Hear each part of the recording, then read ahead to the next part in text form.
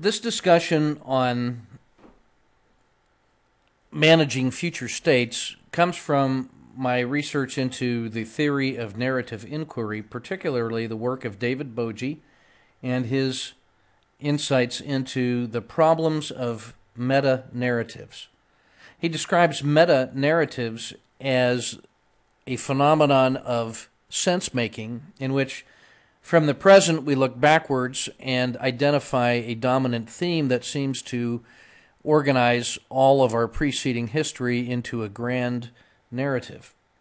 And the problem with this insight is that, or this method, or this phenomenon, is that the past looks like it has an inevitability to it, a sweeping power that organizes everything in its way, in which we can then assume would continue forward into the future and continue to organize human experience. And the problem is that the events of the past rarely had that degree of certainty and explicitness associated with them. And so I've tried to array this phenomenon in the chart in the following way. I'm considering 3 time periods, past, present, and future. And to start with a look at the present, in which this axis here represents a line of truth and falsehood. And I'm representing as this solid blue line the information that is true in an objective sense. And that inside this white circle, I locate us in the present time period, where we are and what we think we know based on our best evidence. And you can see here that these guys are doing pretty good, that there is, that in the white area, most of what they think they know, they actually should know and can treat it as true, but that there remains some amount in this red area of false beliefs that for whatever reason we think are true but are not. When we look to the rear, we see the solid black line is the path that was chosen, and with those yellow diamonds reflecting decision points and paths taken, the tendency of meta-narrative, or the historicist view of history, this romantic tradition, is to find this large degree of inevitability associated with the black line, and we tend to lose sight of the fact that at each one of those decision points, many other paths were possible. And so this trapezoid really represents the boundary of all possible paths, things that could have happened based on the way things could have occurred as a consequence of choices made at decision points and variables along the way. It turns out that the more we reflect on our path and our past, that the reflections that we go through tend to consolidate or validate or strengthen our qualitative judgment or our values. And then these become norms, and they help to shape the cognitive bias that we carry forward into evaluating the present with respect to choosing a path in the future. This solid black line then represents our dominant narrative, or the truth as we know it. Now, in the past, there were also some things that, due to fuzzy memories and the nature of grand narrative, is that there were things that we may have idealized, such as a paradise lost, which was what could have been, or what we remember as being an ideal state, but which really was not possible, but which over time and through retelling has become an important myth of our past. And by the same token, it could also have been stories of disasters avoided, which also shape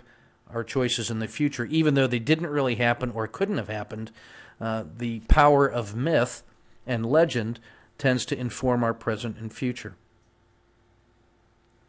Now, looking forward, we can say that at some moment in or about the present, we're facing a decision point represented here by this yellow diamond.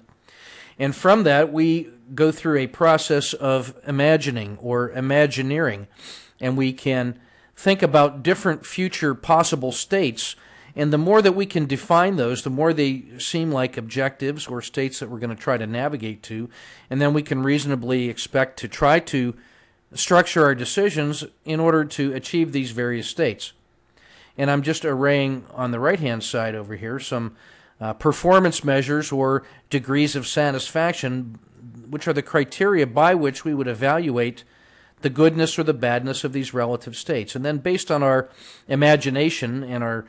strategic designs, the way we imagine what could happen and what might happen, we start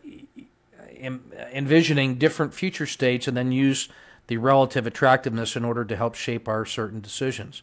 And at the same time, there are things that in practice, because of the nature of the world, that are simply beyond the boundaries of the possible, which I would classify as unrealizable dreams, as opposed to perhaps these realizable dreams within the boundary of the possible. And then failures, which we may have inherited as myths from the past, which we may be worried about, which are not realistic possibilities. And so, as we look forward, we should be mindful of the fact that the certainty that we have about the nature of the past and what happened and the lessons learned really are simply the consequences of thinking about one possible path that actually manifested, and it wasn't necessarily deterministic or even the most reasonable path or the most likely path. It's simply the one that actually manifested. So we've got to be very careful about the truth that we create through our narrative and our history and our myths and our grand narrative, and recognize that in fact the world was a messy place at that time, and there were a lot of little half-formed stories that were competing for attention, and that most of the things that we could have experienced don't even make it into the grand narrative. So be careful about overstating the certainty of the inevitability of the past as you live and work and dream and plan and design in the present as you try to shape your future. So be mindful of the limitations of knowledge and reflection and lessons learned, and be sensitive to the actual conditions you're experiencing going forward. So thanks for your attention.